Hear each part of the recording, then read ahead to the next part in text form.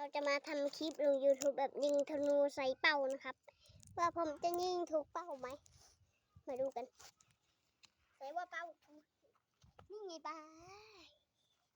กูจะยิงลองดูว่ามันจะมียังไงลองดูว่ามันจะเข้าไหมเป้า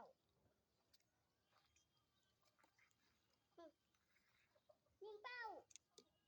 เข้าเต็มเข้าเต็มเอาไหมนะโอ้ไม่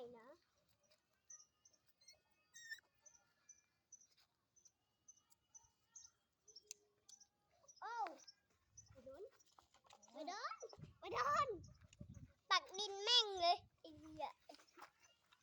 หี้ยปักดินแม่งเลย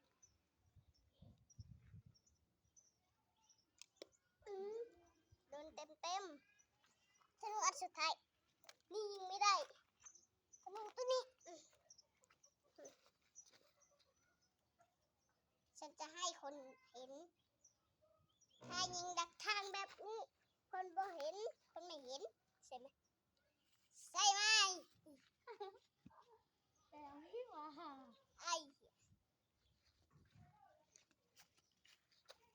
ิงไกลๆดีกว่าพอละยุดจับนั่นเลยกดติดตามด้วยจบคลิปมันเท่านี้แหละ